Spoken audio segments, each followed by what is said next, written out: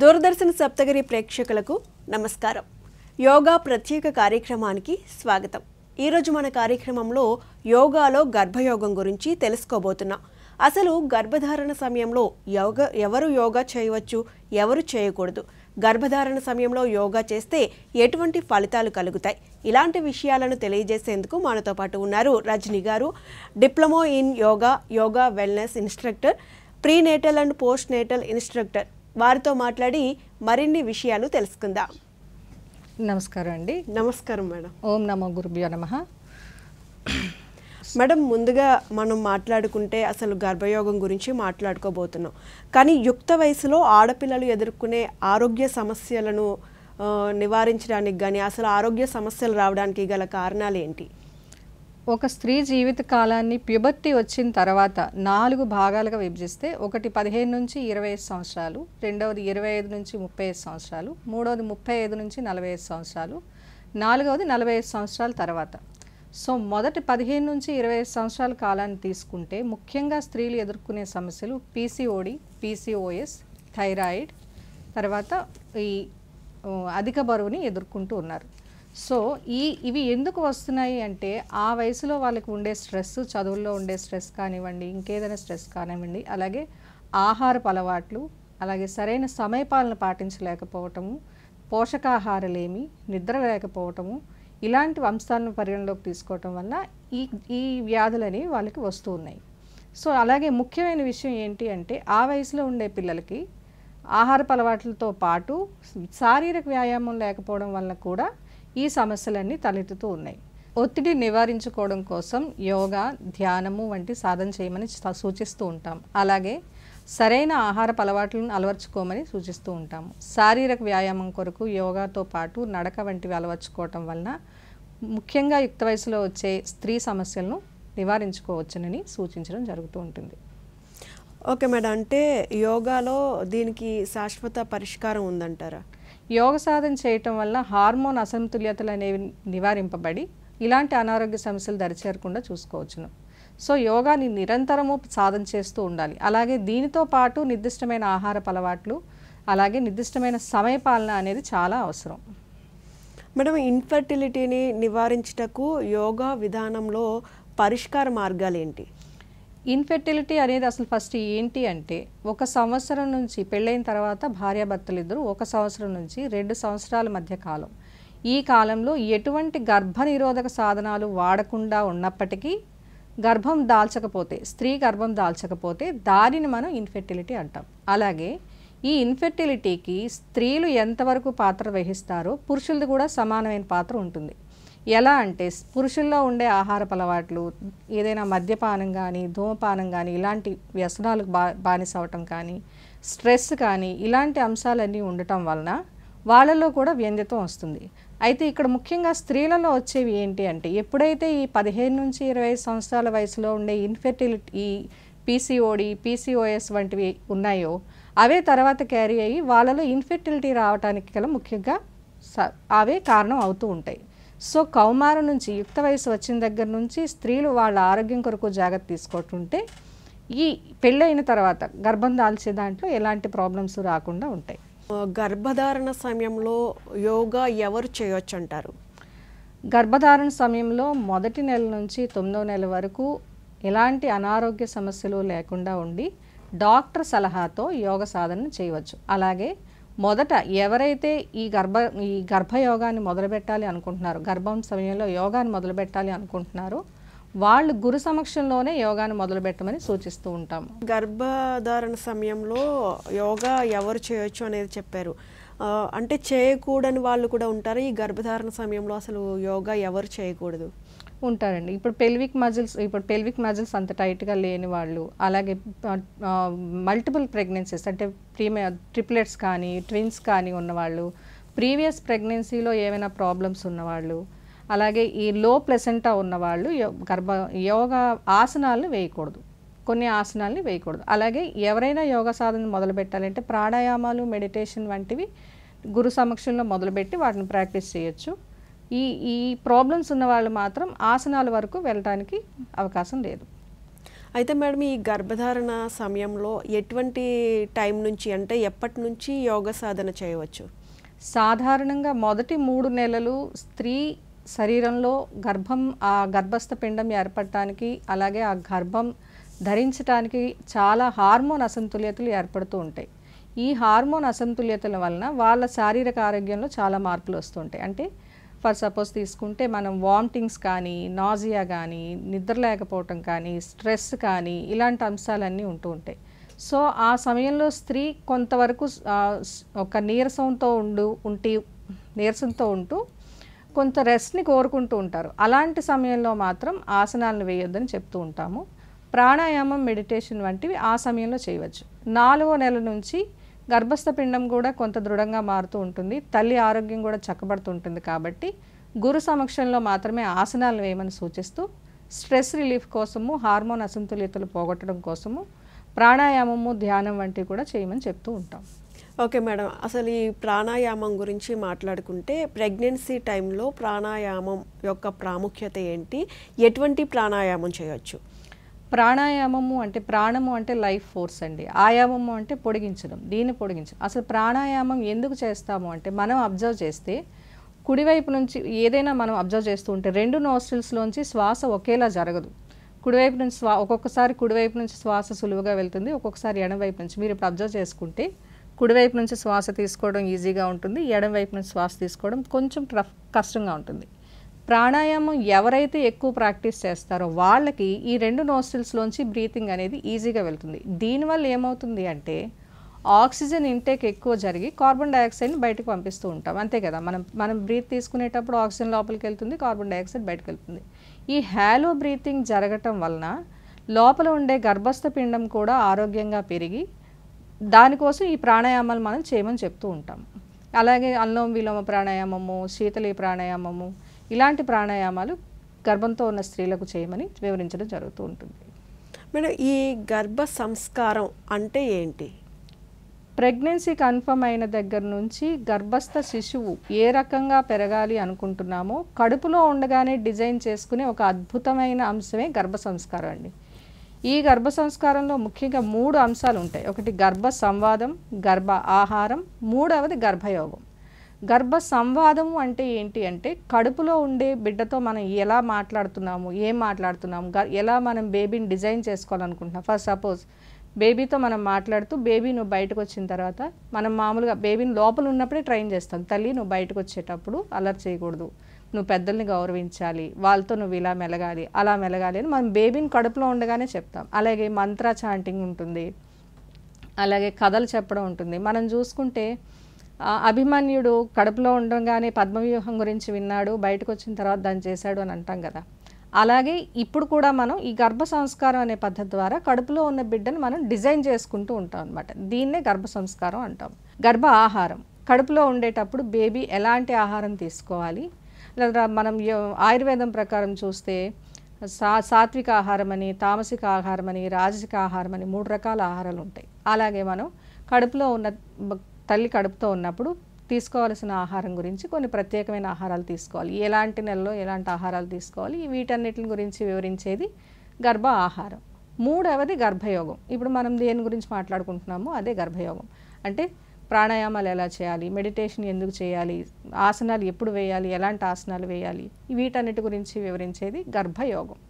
అంటే గర్భ సంస్కారం, గర్భ ఆహారం, గర్భయోగం, ఈ 3 కూడా మీరు ఈ యోగాలో ఎలా ట్రైన్ చేస్తారు? అది మొదటి 3 నెలలు తల్లికి మనం ట్రైన్ చేసేదంతా మెడిటేషన్, స్ట్రెస్ రిలీఫ్ కోసమే ఉంటుందండి. గర్భ సంవాదం అనేది ఏంటి అంటే కడుపులో బిడ్డ ఉన్నప్పుడు మనం బేబీని ట్రైన్ చేస్తూ ఉంటాం. నేను ఇందాక చెప్పినట్టుగా కడుపులో ఉన్న బేబీని ట్రైన్ చేయటమే గర్భ సంవాదం. ఇందులో తల్లి తండ్రి ఇద్దరు బాధ్యత వహించాల్సి ఉంటుంది. దీనికి ఇద్దరు సరైన పాత్ర పోషించాల్సి ఉంటుంది. ఇద్దరు కలిపి బేబీకి తాను ఎలాంటి క్వాలిటీస్ కావాలి అనుకుంటున్నారో అలాంటి క్వాలిటీస్ కడుపులో ఉండగానే చెప్పడం అనేది గర్భ సంవాదం. ఇక్కడ మంత్ర చాంటింగ్, ఈ గాయత్రి మంత్రం చెప్పడం అని, మృత్యుంజయ మంత్రం చెప్పడం అని, అలాగే లలితా సహస్రనామాలు చదవమని, ఆ పాజిటివిటీని బేబీకి కడుపులో ఉండగానే ఇవ్వడం అనేది గర్భ సంవాదం. గర్భయోగంలో ఆసనాలు, ప్రాణాయామము, మెడిటేషన్, వీటన్నిటి గురించి మాట్లాడుకుంటాము. Okay madam. అంటే ఇప్పుడు ఈ గర్భధారణ సమయంలో ఆసనాల సాధన వలన నార్మల్ డెలివరీ అయ్యే అవకాశం ఉందంటారా? గర్భధారణ సమయంలో ఆసనాలు వేయటం వలన, ఆసనాలతో పాటు ప్రాణాయామము, మెడిటేషను ఇలాంటివన్నీ చేయడం వల్ల ఏం జరుగుతుంది అంటే హార్మోన్ అసమతుల్యతలకు పిండం అంత ఎఫెక్టివ్ కాకుండా ఉంటుంది. అలాగే ఆసనాలు వేయడం వలన ఏవైతే మనం ఆసనాలు వేస్తున్నాం దానివల్ల ఏమవుతుంది అంటే కటి కండరాలన్నీ బలపడి గర్భస్థ శిశువు సుఖప్రసవం జరగటానికి అవకాశం ఉంటుంది. దీనితో పాటు గర్భంతో ఉన్న స్త్రీ తీసుకునే ఆహారము, ఆహారపు అలవాట్లు, నిద్ర వేళలు వీటన్నిటిని పాటించడం వల్ల, యోగాతో పాటు ఆసనాలతో పాటు వీటన్నిటిని పాటించడం వల్ల తప్పకుండా సుఖప్రసవం జరిగే అవకాశం ఉంటుందండి. అయితే మేడం, గర్భంతో ఉన్నప్పుడు వేయగలిగే సులువైన ఆసనాలు ఏంటి? గర్భంతో ఉన్నప్పుడు సాధారణంగా చెప్పే ఆసనాలన్నీ కూడా సుఖప్రసవం కొరకు చేసే ఆసనాలే ఉంటాయండి. ఆ కటికండరాలన్నీ బలపడటానికి, పెల్విక్ మజిల్స్ లూజనింగ్ అవ్వటానికి, బేబీ సులువుగా బయటికి రావడానికి చెప్పే ఆసనాలే ఉంటాయి. ఇందులో ముఖ్యంగా మనం చెప్పే ఆసనాలని బద్ధకోణాసనం చెప్తాము, వజ్రాసనం చెప్తాము, అలాగే నించొని స్క్వాట్స్ చెప్తాము. ఇవన్నీ చేయటం వలన సుఖప్రసవం జరిగే అవకాశం ఉంటుంది. Okay madam. అంటే స్త్రీలు ఆరోగ్యంగా ఉండడం కొరకు వేయగలిగే ఆసనాలు, అంటే గర్భంతో కాకుండా నార్మల్గా స్త్రీలు వేసే ఆసనాలు. స్త్రీలు వేయటం కోసం మనం ఈ యూట్రస్, పెల్విక్ మజిల్స్ ఇవన్నీ వీటి ఆరోగ్యం కొరకు వేసే ముఖ్యమైన ఆసనాలు ఏంటి అంటే బద్ధకోణాసనం చేస్తాము, అలాగే చక్రాసనం వేయచ్చు, ధనురాసనం వేయచ్చు, వక్రాసనం వేయచ్చు. వీటివన్నిటి వలన యూట్రస్, పెల్విక్ మజిల్స్ అలాగే ఓవరీస్లో ఉండే ప్రాబ్లమ్స్ తగ్గి హార్మోన్ అసమతుల్యత తగ్గటం వల్ల స్త్రీల ఆరోగ్యం ఎంతో మెరుగుపడుతూ ఉంటుంది. గర్భధారణ సమయంలో ఎంత టైం కేటాయించవచ్చు యోగా కోసం? గర్భధారణ సమయంలో 30 మినిట్స్ యోగా సాధన చేయొచ్చండి. అలాగే వాళ్ళకి రెగ్యులర్గా చేసే వాళ్ళకి వీళ్ళకి తేడా ఏంటి అంటే వాళ్ళు కంటిన్యూస్గా చేయగలరు. రెగ్యులర్గా చేసేవాళ్ళు కంటిన్యూస్గా చేయగలరు. వీళ్ళు ఏంటి అంటే కొంత బ్రేక్ ఇచ్చి చేయొచ్చు. అలాగే 30 నిమిషాలు ఖచ్చితంగా నడవమని చెప్తూ ఉంటామండి. గర్భధారణ సమయంలో ఉన్న స్త్రీలకి 30 నిమిషాలు ఖచ్చితంగా నడకతో పాటు ఈ వ్యాయామం 30 మినిట్స్ చాలా అవసరం. అయితే ఈ గర్భధారణ సమయంలో యోగా స్టార్ట్ చేసిన వాళ్ళు మళ్ళీ డెలివరీ ముందు ఎన్ని రోజుల ముందు ఆపేయాలి, లేదా డెలివరీ అయ్యేంత వరకు కంటిన్యూ చేయొచ్చా? 9వ నెల వరకు గురు సమక్షంలో చేయవచ్చండి. వాళ్ళకి తగ్గ ఆసనాలని చెప్పడం జరుగుతుంది. సుఖప్రసవానికి ఏ ఆసనాలు వేయాలో అవే చెప్తాము. అలాగే డెలివరీ అయిన తర్వాత 3 మంత్స్ నార్మల్ డెలివరీ అయితే 3 మంత్స్ గ్యాప్ తీసుకోమని చెప్తాము. సిజేరియన్ అయితే 6 మంత్స్ గ్యాప్ తీసుకోవడం చెప్తాం. అయితే ఈ 3 మంత్స్ 6 మంత్స్ కూడా మెడిటేషన్ వాళ్ళ కంఫర్ట్ని బట్టి మెడిటేషన్ అలవాటు ఉన్న వాళ్ళైతే మెడిటేషన్ చెప్పొచ్చు. ఇప్పుడు ఈ యోగ సాధన అనేది కూడా 2 వర్గాలుగా చెప్తామండి. ఏంటి అంటే ముందు అలవాటు ఉన్న వాళ్ళు యోగ సాధన చేయడం వేరు, ప్రెగ్నెన్సీ టైంలోనే సాధన చేసుకునే వాళ్ళు వేరు. సో ఏంటి అంటే ఈ ఆల్రెడీ అలవాటు ఉన్న వాళ్ళు ఒక రకంగా ఉంటారు, చేయలేని వాళ్ళు ఒక రకంగా ఉంటారు. ఈ అలవాటు ఉన్న వాళ్ళు ఆ ప్రెగ్నెన్సీ తర్వాత అంటే బేబీతో ఆ 3-4 మంత్స్ ఇంకా ఆ కొత్తగా దీంట్లో ఉంటారు కాబట్టి డెలివరీ అయిన తర్వాత ఆ బేబీ ఎలా ఉంటుంది, ఆ బేబీని చూసుకోవటం ఆ కంగారులో ఉంటారు కాబట్టి ఆ 3 మంత్స్ పక్కన పెడితే ఆ 4th మంత్ నుంచి మెడిటేషన్ ప్రాణాయామాలు చేసుకోవచ్చు, చిన్న వార్మప్స్ అన్నీ చేసుకోవచ్చు. 6 మంత్స్ సిజేరియన్ వాళ్ళకి మాత్రం మినిమం 6 మంత్స్ గ్యాప్ చెప్తాము. వాళ్ళు కూడా ప్రాణాయామాలు మెడిటేషన్ 4th-5th మంత్ నుంచి స్టార్ట్ చేసుకోవచ్చు. Okay madam. అయితే ఇప్పుడు ఈ యోగాలో ఎక్కువగా ఫుడ్ రెస్ట్రిక్షన్స్ కూడా చెప్తూ ఉంటారు కదా. ఈ గర్భధారణ సమయంలో ఎటువంటి ఫుడ్ని ఎక్కువగా తీసుకోమని చెప్తారు? గర్భధారణ సమయంలో ఇప్పుడు ఇందాక మనం మాట్లాడుకున్నట్టు ఆయుర్వేదం ప్రకారము ఫుడ్లో మూడు రకాలు ఉంటాయండి. ఇక్కడ రాజసిక ఆహారం అంటాము, తామసిక ఆహారం అంటాము, సాత్విక ఆహారం అంటాము. రాజసిక ఆహారం తీసుకుంటే అందులో కారం, మసాలాలు, వేపుళ్ళు ఇవన్నీ ఉంటాయి. తామసిక ఆహారం తీసుకుంటే చల్లటి పదార్థాలు, నిలవ ఉండే పదార్థాలు, పచ్చళ్ళు ఇవన్నీ తామసిక ఆహారం కిందకు వస్తాయి. సాత్విక ఆహారం తీసుకుంటే ఫ్రెష్ ఫ్రూట్స్, ఫ్రెష్ వెజిటబుల్స్, అప్పుడే వండిన కాయగూరలు, కొంచెం కారం, మసాలాలు, ఆయిల్ ఇలాంటి తక్కువ ఉన్న ఆహారాలను తీసుకుంటాం. అయితే ప్రెగ్నెన్సీ టైంలో ముఖ్యంగా ప్రెగ్నెన్సీ అనే మామూలుగా కూడా ఎవరైనా ఫుడ్ తీసుకోవాలి అనుకుంటే మనం ఎక్కువగా సాత్విక ఆహారాన్ని ప్రిఫర్ చేయాలి. గర్భస్థ పిండాన్ని దృష్టిలో పెట్టుకొని మనం ఆహారం గురించి మాట్లాడుకుంటున్నాం కాబట్టి సాత్విక ఆహారం తీసుకోవాలి. అలాగే ప్రెగ్నెంట్ ఉమెన్ ఎవ్రీ 2 అవర్స్కి కొంచెం క్వాంటిటీ ఫుడ్ తీసుకోమని చెప్తూ ఉంటాము. వాటర్ ఇంటేక్ ఎక్కువ తీసుకోమని చెప్తూ ఉంటాము. Okay madam. అంటే మనం నాన్ వెజ్ వాళ్ళు కూడా ఉంటారు, వెజ్ ఎక్కువగా ప్రిఫర్ చేస్తున్నారు యోగాలో. యోగా చేసినప్పుడు నాన్ వెజ్ కూడా చాలా వరకు ఆపేస్తుంటారు, కానీ ప్రోటీన్ కావాలి అంటే నాన్ వెజ్ తీసుకోవాలి అంటారు. మరి ఎందుకని యోగా చేసేవారు నాన్ వెజ్ వద్దు అని చెప్తుంటారు? రాజసిక ఆహారం కిందకి నాన్ వెజ్ అనేది వస్తూ ఉంటుందండి. ఇప్పుడు ఆ ఆహారం డైజెస్ట్ అవ్వడానికి ఎంత టైం పడుతుంది, మనం తీసుకునే ఫ్రెష్ ఫ్రూట్ ఎంత ఆహారం టైం తీసుకుంటే ఎంత టైం పడుతుంది. సో రాజసిక ఆహారం కిందకి వచ్చేవన్నీ మనం అవాయిడ్ చేయాలని చెప్పుకుంటున్నాం కాబట్టి సాత్విక ఆహారం ఇప్పుడు మనం ఫ్రెష్ ఫుడ్, వెజిటబుల్స్ ఇవన్నీ కూడా సాత్విక ఆహారం కిందకి వస్తాయి. సో అవే మనం తీసుకోమని సజెస్ట్ చేస్తూ ఉంటాం. ప్రెగ్నెంట్ లేడీస్తో పాటు వాళ్ళ హస్బెండ్స్ కూడా ఎంతవరకు సపోర్ట్ చేయాలి యోగాకి? అంటే ఇద్దరు కలిసి చేసే యోగా ఆసనాలు ఏమైనా ఉంటాయా? ఉన్నాయండి. ప్రెగ్నెన్సీ ముందు కూడా ఉంటాయి, ప్రెగ్నెన్సీ టైంలో కూడా ఉంటాయి. సో ప్రెగ్నెన్సీ టైంలో చేసే ఆసనాలు, ఇంకొకటి ప్రెగ్నెన్సీ టైంలో ఆసనాలనే కాదు, స్త్రీ శరీరంలో జరిగే మార్పులకి, హార్మోన్ అసంతుల్యాలకి తను చాలా స్ట్రెస్లో ఉంటారండి. ఆవిడ కోసం ఈ family members, not only husband, వాళ్ళతో ఉన్న వాళ్ళందరూ కూడా చాలా సహకారం అందించాల్సి ఉంటుంది. మూడ్ స్వింగ్స్ ఉంటాయి, స్ట్రెస్ ఉంటుంది, కోపం వస్తూ ఉంటుంది, చిరాగ్గా ఉంటుంది.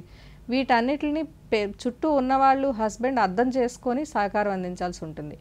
ఆసనాల వరకు వస్తే ఆసనాల్లో కూడా ప్రెగ్నెన్సీ ముందు చేసే ఆసనాలు ఇద్దరి మధ్యలో ఇంటిమసీ డెవలప్ అవ్వడం కోసము, అలాగే ఒక రకమైన హెల్దీ అట్మాస్ఫియర్ డెవలప్ అవ్వడం కోసం చెప్తాం.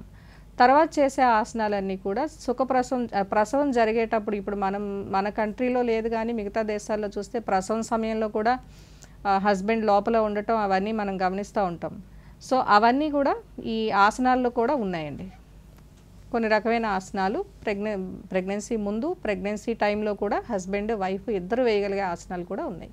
మేడం, ఎక్కువగా యుక్త వయసులో ఆడపిల్లలు ఎదుర్కొనే ఆరోగ్య సమస్యల గురించి చెప్పండి. వాటికి యోగాలో ఏమైనా పరిష్కార మార్గం ఉందా? యుక్త వయసు ఆడపిల్లలో వచ్చే ఆరోగ్య సమస్యలు, ఇప్పుడు ఫస్ట్ ఉండే ముఖ్యమైన సమస్య ఏంటి అంటే ప్యూబర్టీ అనేది చాలా ఎర్లీగా స్టార్ట్ అవుతూ ఉందండి. ఇప్పుడు ఆహారపు అలవాట్ల వల్ల కానీ, లేదా తల్లి గర్భంలో ఉన్నప్పుడు తీసుకునే ఆహారపు అలవాట్ల వల్ల కానీ, అప్పుడు వచ్చే ప్రాబ్లమ్స్ వల్ల కానీ స్త్రీలలో ప్యూబర్టీ అనేది చాలా ఎర్లీగా స్టార్ట్ అవుతూ ఉంది. ఇప్పుడు యుక్త వయసు అంటే 15 నుంచి 25 సంవత్సరాల వయసులో ఉన్న ఆడపిల్లల గురించి మనం తీసుకుంటూ ఉంటే వాళ్ళు ముఖ్యంగా ఎదుర్కొనే సమస్యలు పీసీఓఎస్, పీసీఓడి, థైరాయిడ్, ఎండోమెట్రియాసిస్ వంటి సమస్యలను ఎదుర్కొంటున్నారు. ఇప్పుడు నవేడేస్ మనం ఏ హాస్పిటల్లో చూసినా మధ్య వయసు స్త్రీలు ఎంతమంది లేడీ డాక్టర్స్ దగ్గరికి వెళ్తున్నారో అదే సంఖ్య యుక్త వయసు ఉన్న ఆడపిల్లలు కూడా ఉన్నారండి. సో దీనికి ముఖ్యమైన కారణం ఏంటి అంటే సరైన ఆహారం తీసుకోలేకపోవటం, పోషకాహారాలు ఏమి అంటాము, అలాగే వ్యాయామం లేకపోవటం, సరైన నిద్ర వేళలు లేకపోవటం, సరైన ఆహారపు అలవాట్లు లేకపోవటం, సమతుల ఆహారం తీసుకోలేకపోవటం దీనికి ముఖ్యమైన కారణం. నవేడేస్ మనం బయట చూస్తూ ఉంటే పొద్దున్న 4 గంటలకే బిర్యానీ పాయింట్లని అవని ఇవని అక్కడ చూస్తే పిల్లలేనండి. వీళ్ళే ఇలాంటి ఆహారం తీసుకోవటం వల్లే వీళ్ళలో ఈ ప్రాబ్లమ్స్ అన్నీ స్టార్ట్ అవుతూ ఉన్నాయి. ఇప్పుడు మనం ఏ డాక్టర్ దగ్గరికి వెళ్ళినా సరే దానికి ట్రీట్మెంట్ ఏంటి అంటే మీ లైఫ్ స్టైల్ చేంజ్ చేసుకోండి, వ్యాయామం దాంట్లో మీ లైఫ్ స్టైల్లో ఇంక్లూడ్ చేసుకోండి అని చెప్తూ ఉన్నారు. సో 15 to 25 ఇయర్స్ ఏజ్లో వచ్చే ముఖ్యమైన సమస్యలు, ఆరోగ్య సమస్యలకు కారణం ఏంటి అంటే లైఫ్ స్టైల్ డిజార్డర్స్ అంటామండి వీటిని. పీసీఓడి, పీసీఓఎస్, థైరాయిడ్ ఇవన్నీ లైఫ్ స్టైల్ డిజార్డర్స్. ఎప్పుడైతే లైఫ్ స్టైల్ చేంజెస్ జరుగుతూ ఉంటాయో అప్పుడే వీటిని మనం అరికట్టవచ్చును. నెక్స్ట్ మనం 15 to 25 ఇయర్స్ తర్వాత 25 to 35 ఇయర్స్ మధ్యలో గ్యాప్ తీసుకుంటే, ఆ వయసు స్త్రీలలో తీసుకుంటే ఏవైతే ఈ 15 to 25 ఇయర్స్ ఏజ్లో వాళ్ళు ఎదుర్కొంటున్నారో అవే సమస్యలు తర్వాత గర్భధారణలో కూడా వీళ్ళకి ప్రాబ్లమ్స్. ఇన్ఫెర్టిలిటీ 25 to 35 ఇయర్స్ ఏజ్లో వీళ్ళు ముఖ్యంగా ఎదుర్కొంటున్న సమస్య ఇన్ఫెర్టిలిటీ. 35 to 45 మధ్యలో ఎదుర్కొంటున్న సమస్య ఏంటి అంటే ప్రీమెనోపాజల్ సమస్యలు అంటామండి. ప్రీమెనోపాజల్ సమస్యలు కూడా ఇలాంటి ఈ డిజార్డర్స్ వల్లనే, లైఫ్ స్టైల్ డిజార్డర్స్ వల్లనే ఏర్పడుతూ ఉన్నాయి. 45 తర్వాత వచ్చేవన్నీ మెనోపాజ్ తర్వాత వచ్చే సమస్యలు అంటాం. అంటే యోగాలో దీనికి పరిష్కారం ఏంటి? యోగాలో దీనికి పరిష్కారం ఏంటి అంటే మొదట ఆహారపు అలవాట్లను మార్చుకోవాలి. రెండవది సరైన నిర్దిష్టమైన ఆహారపు అలవాట్లు, అంటే ఒకే టైంకి తినటము లేదా ఒకే టైంకి నిద్రపోవటం, ఆ టైమింగ్స్ అనేవి చాలా జాగ్రత్తగా చూసుకోవాలి. యోగాలో పరిష్కారం ఏంటి అంటే స్ట్రెస్ అండి అన్నిటికీ ముఖ్యమైన కారణం. మన ఎండోక్రైన్ సిస్టమ్ ఎలా పనిచేస్తుంది అంటే ఈ పద్ధతులన్నీ పాటిస్తేనే ఎండోక్రైన్ సిస్టమ్ కరెక్ట్గా వర్క్ చేస్తుంది. స్ట్రెస్ అనేది ఏం చేస్తుంది అంటే శరీరంలో ఏ పార్ట్ వీక్గా ఉంటే దాన్ని ఎఫెక్ట్ చేస్తుందండి స్ట్రెస్. ఈ స్ట్రెస్ తగ్గడం కోసం మనం ధ్యానము, మెడిటేషన్ కానీ ప్రాణాయామాలు కానీ సజెస్ట్ చేయడం జరుగుతూ ఉంటుంది. సో అలాగే ఆసనాలు శారీరక దృఢత్వం కోసము, రక్త ప్రసరణ మెరుగయ్యి ఆర్గాన్స్ అన్ని కరెక్ట్గా పనిచేయడం కోసము, ఎండోక్రైన్ సిస్టమ్ కరెక్ట్గా పనిచేయడం కోసము మనం ఈ ఆసనాల్ని సజెస్ట్ చేయడం జరుగుతూ ఉంటుంది.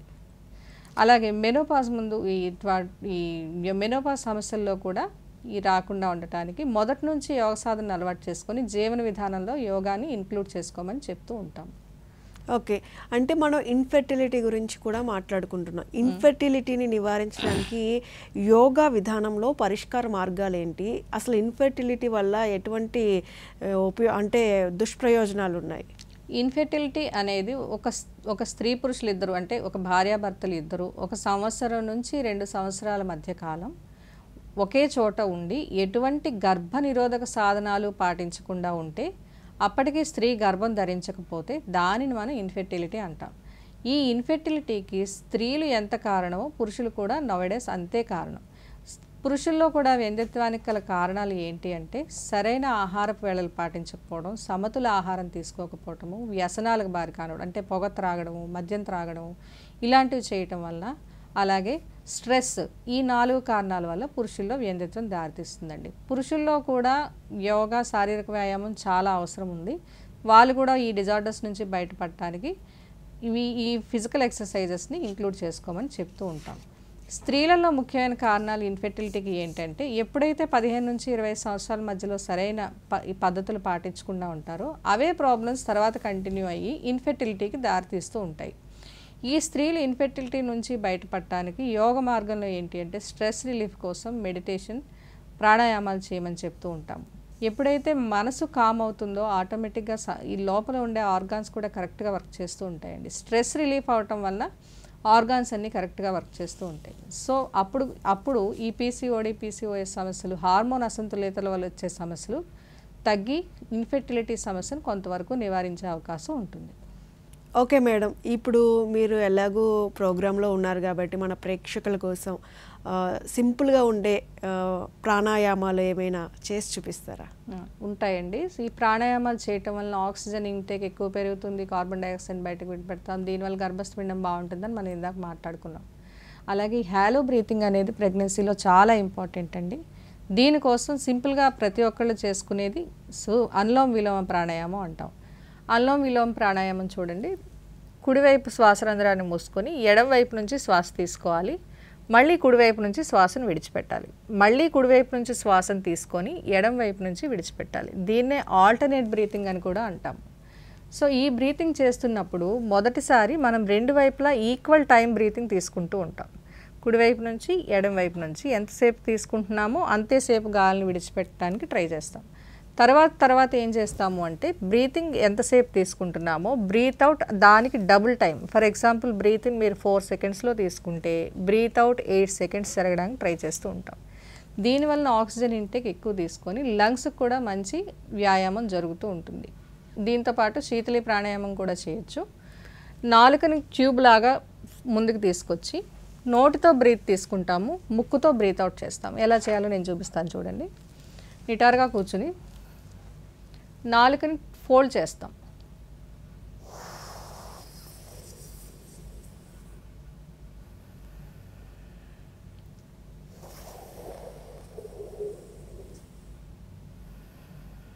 దీన్ని శీతలి ప్రాణాయామ అంటాం.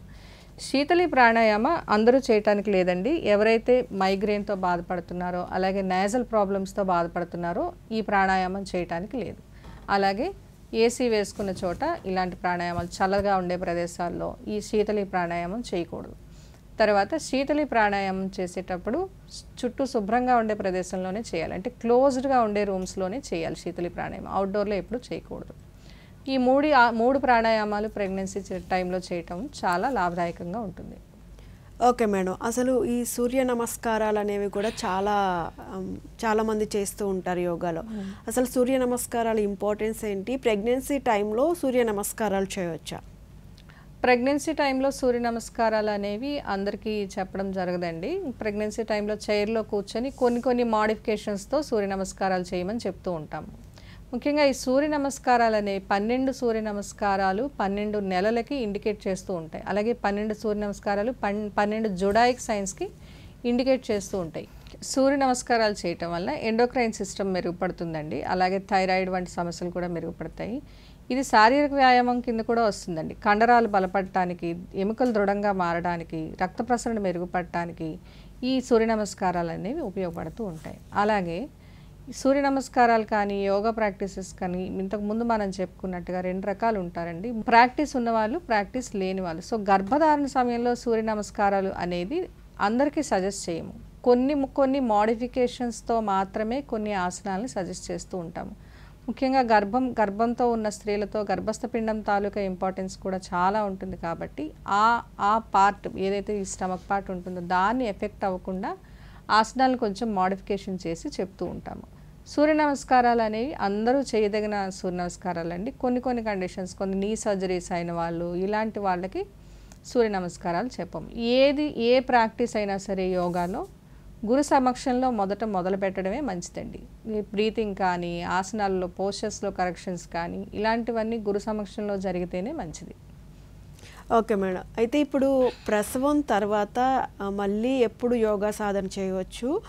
అలాగే బేబీకి కూడా ఏవైనా సింపుల్గా ఆసనాలు వేయించవచ్చా? ఏ టైం నుంచి చేయించవచ్చు? ప్రసవం తర్వాత 3 నెలల సమయం, నార్మల్ డెలివరీ అయితే 3 నెలల సమయం ఉంటుందండి. ఎందుకంటే అప్పటికి డెలివరీ అయ్యి తను చాలా స్ట్రెస్లో ఉంటారు. అలాగే కొత్తగా వచ్చిన ఆ బేబీని చూసుకోవటంలో చాలా స్ట్రెస్ ఉంటుంది, నిద్ర కరెక్ట్గా ఉండదు. సో 3 నెలల గ్యాప్ అవసరం అంటారండి. ఆల్రెడీ ప్రాక్టీస్లో ఉన్నవాళ్ళు, ముందు నుంచి యోగా సాధన చేసేవాళ్ళు అయితే టైం దొరికినప్పుడు ప్రాణాయామాలు, మెడిటేషన్ వంటివి చేయమని చెప్తూ ఉంటాం. అలాగే సిజేరియన్ అయితే మాత్రం 6 మంత్స్ గ్యాప్ తీసుకోమని చెప్తామండి. ఆసనాల వరకు సిజేరియన్ అయిన వాళ్ళు ఆసనాలు 6 మంత్స్ వరకు వేయొద్దని చెప్తాము. తర్వాత నుంచి ఆసనాల సాధన, ప్రాణాయామాలు, మెడిటేషన్ వంటివి వామప్స్తో మొదలుపెట్టి నిదానంగా చేయమని చెప్తూ ఉంటాం. ఈవెన్ అప్పుడు కూడా ఒక ఇన్స్ట్రక్టర్ దగ్గరికి వెళ్ళి వాళ్ళు చెప్పిన ఇన్స్ట్రక్షన్స్ ఫాలో అవుతూ చేస్తేనే మంచిదండి. నెక్స్ట్ ఇప్పుడు బేబీకి మీరు యోగాసనాలు అంటే బేబీ యోగాసనాలు ఇవేమి ఉండవండి. బేబీని మామూలుగా బేబీని మీరు చూస్తే మన పూర్వకాలం నుంచి ఉన్న చిన్న మసాజ్లు ఇలాంటివన్నీ కూడా బేబీలో బ్లడ్ సర్క్యులేషన్ ఇంప్రూవ్ చేసి బేబీ గ్రోత్కి ఉపయోగపడతా ఉంటాయి. సో అవన్నీ ఫాలో అవ్వటం మంచిది. ఈవెన్ మీరు అబ్జర్వ్ చేస్తే బేబీని 2nd మంత్లో బోర్లా పడుకోబెట్టిన ఇలా చెయ్యి అడ్డం పెడితే బేబీ నెమ్మదిగా తన్నుకుంటూ ముందుకెళ్ళిపోతుందండి. అదే తనకు ఎక్సర్సైజ్. అలాగే బేబీ ఎక్కువ ఏడవడమే తనకు ఎక్సర్సైజ్. అలా బేబీకి ఆసనాస్ అంటూ ప్రత్యేకంగా ఏమీ ఉండవు. ఈ మసాజెస్ ఇవన్నీ బేబీ హెల్దీగా పెరగడానికి ఉపయోగపడుతూ ఉంటాయి. అంటే ఏవైనా సింపుల్గా అర్థమయ్యే విధంగా ఏ టైం నుంచి వాళ్ళకి హ్యాండ్స్ కానీ లెగ్స్ కానీ చేపించవచ్చు అంటారు? ఇప్పుడు బేబీ పుట్టేటప్పుడు బేబీ స్కిన్ మీద ఒక రకమైన వైట్ లేయర్ ఉంటుందండి. ఆ లేయర్ని మనం తెలియక ఏం చేస్తాము అంటే ఈ మసాజులతో పోగొట్టేస్తూ ఉంటాం. బేసిక్గా బేబీకి ఫస్ట్ డెలివరీ అయిన తర్వాత ఉండే ఆ వైట్ లేయర్ ఏదైతే ఉందో లోపల బేబీ ఒక రకమైన వెచ్చదనంతో ఉంటుంది. ఆ వెచ్చదనం ఉండటానికి ఆ వైట్ లేయర్ అనేది సృష్టితో పాటు అది వచ్చిందండి. బయటకు వచ్చిన తర్వాత మనం తెలియక ఒకేసారి ఆ లోపల ఉన్న అట్మాస్ఫియర్ని, బయట ఉన్న అట్మాస్ఫియర్ని బేబీ బ్యాలెన్స్ చేసుకోవడానికి వీలుగా సృష్టిలో ఏర్పడిన ఆ వైట్ లేయర్ అండి. అది మనకు సృష్టి అలా ఇచ్చింది, భగవంతుడు అలా ఇచ్చాడు. ఆ వైట్ లేయర్ని తీయకూడదండి. మనం పుట్టిన వెంటనే మసాజెస్ చేసేయటం, పుట్టిన వెంటనే ఆయిల్ రాసేసి రుద్దేయటం, ఆ లేయర్ కోసం దాన్ని తీసేయటం అవన్నీ కరెక్ట్ కాదు. ఒక 1 వీక్ వరకు బేబీని మామూలుగా తుడవాలి, జస్ట్ తుడిచి వదిలేయాలి. ఆ లేయర్ దానంతట అదే పోతుంది. 1 వీక్ తర్వాత చిన్నగా ఆయిల్ మసాజెస్ ఇవన్నీ చేస్తూ ఉంటాం. దీనివల్ల ఏంటి అంటే బేబీ కాళ్ళు చేతులు కదుపుతూ దానికి ఎంత ఎక్సర్సైజ్ అయినా సరే ఈ మసాజెస్ వలన ఇంకొంచెం బ్లడ్ సర్క్యులేషన్ పెరిగి ఆర్గాన్ డెవలప్మెంట్ అనేది కరెక్ట్గా జరుగుతూ ఉంటుంది.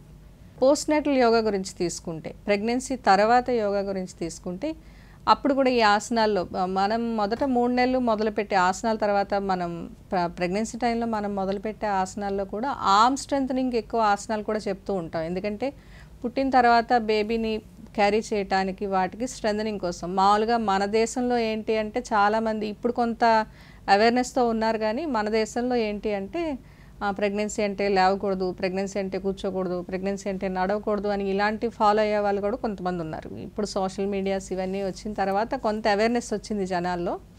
అయితే ఈ ఆర్మ్ స్ట్రెంథనింగ్ ఎక్సర్సైజెస్ కూడా బేబీని నెక్స్ట్ మనం క్యారీ చేయడానికి వీలుగా కూడా ఆర్మ్ స్ట్రెంథనింగ్ ఎక్సర్సైజెస్ ప్రెగ్నెన్సీలో చెప్తాం. ప్రెగ్నెన్సీ తర్వాత బేబీని పట్టుకొని ఆడుతూ ఉన్నట్టు చిన్న చిన్న హ్యాండ్ మూమెంట్స్తో పాటు ఇలాంటివి చెప్తూ బేబీకి మదర్కి కూడా ఒక రకమైన పాజిటివ్ అట్మాస్ఫియర్ కలిగేలా ఆసనాస్ అనేవి ఉంటాయి. Okay okay thank you madam. అంటే యోగాలో గర్భధారణ సమయంలో ఎటువంటి యోగా చేయాలి, ఎవరు చేయొచ్చు ఎవరు చేయకూడదు, చేస్తే ఎటువంటి ప్రయోజనాలు ఉంటాయి, ఇలాంటి విషయాలన్నింటినీ కూడా చాలా చక్కగా తెలియజేశారు. థ్యాంక్ యూ సో మచ్ అండి. Thank you. చూసారు కదండి, ఇది ఈనాటి యోగా ప్రత్యేక కార్యక్రమం. మరో కార్యక్రమంలో మళ్ళీ కలుసుకుందాం. అంతవరకు సెలవు. నమస్కారం.